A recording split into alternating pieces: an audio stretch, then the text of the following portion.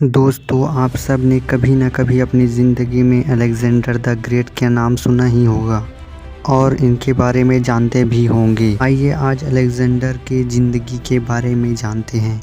दोस्तों, सिकंदर का जन्म एंशिएंट यूरोप के एक छोटे से एम्पायर मैसेडोनियन एम्पायर में हुआ था।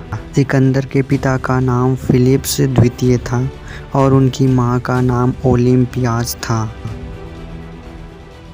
कहा जाता है कि सिकंदर की माँ बचपन से उसे ग्रीक गॉड ज़्यूस का बेटा बताती थी और गॉड ज़्यूस का बेटा होने की वजह से कोई भी आम इंसान सिकंदर को हरा नहीं सकता था, ऐसा उसकी माँ उन्हें सिखाया करती थी।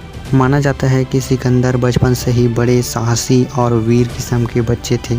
जाता है कि सिकंदर जब बहुत छोटे थे तब उन्होंने एक बहुत ही खतरनाक घोड़े जिसका नाम बेसिफेलस था, जो बाद में सिकंदर का सबसे पसंदीदा घोड़ा भी बना, उसको नियंत्रण में कर लिया था, जिसे कोई उस समय के बड़े बड़े योद्धा भी नियंत्रण नहीं कर पा रहे थे। सिकंदर के पिता फिलिप्स को जब सिकंदर 20 साल के थे तभी उनके ही सेनापति ने मरवा दिया था और उसके बाद सिकंदर 20 साल की उम्र में मैसेडोनिया का राजा बना।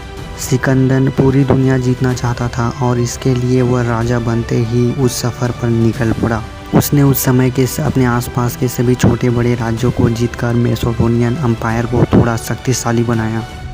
लेकिन उनके जीवन में सबसे बड़ा मोड़ तब आया जब उनका सामना पर्शियन एम्पायर से हुआ। पर्शियन एम्पायर उस दौरान मध्य एशिया यानी कि लगभग पूरी दुनिया की सबसे बड़ी शक्ति थी।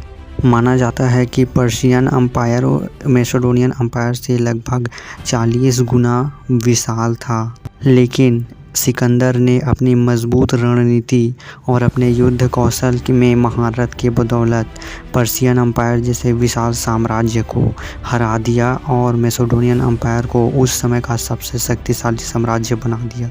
फिर वहाँ की ही स्थानीय एक आम लड़की से सिकंदर ने शादी की थी। कहा जाता है कि सिकंदर जिस भी साम्राज्य को जीतते थे वहाँ की आम जनता से काफ़ी घुल मिल जाते थे, जिसकी वजह से उनका कोई विरोध नहीं करता था। सिकंदर ने कई बड़े बड़े शहरों को बनवाया था उस दौरान। सिकंदर जिस साम्राज्य को जीतते थे उसे नष्ट नहीं करते थे, बल्कि वहाँ की संस्कृति को फलने फूलने का मौका देते थे।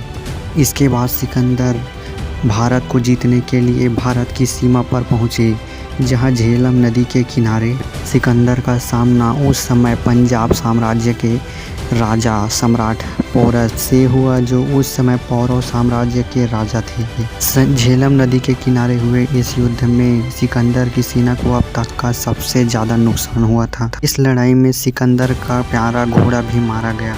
कहा जाता है कि इस युद्ध में सम्राट पोरस ने एक बार सिकंदर को मारने का अवसर पा भी लिया था, लेकिन उस टाइम पर सिकंदर के हाथ में कोई हथियार नहीं था और वो निहत्थे थे, इसलिए सम्राट पोरस ने उसे जाने दिया। फिर भी सिकंदर को जीत का श्रेय दिया जाता है इस युद्ध में, लेकिन इससे आगे सिकंदर नहीं गए। इससे आगे भारत में मगध का विशाल साम्राज्य और शक्तिशाली साम्राज्य खड़ा था। युद्ध का परिणाम जो भी हो, लेकिन इस बात में कोई शक नहीं कि सिकंदर एक महान व्यक्तित्व के स्वामी थे, जिसने हिम्मत और साहस की अद्भुत मिसाल कायम की थी। कहा जाता है कि इस युद्ध में सिकंदर को एक तीर लगी थी और इस सफ़र से वापस लौटते ही दौरान ही सिकंदर की मौत हो गई।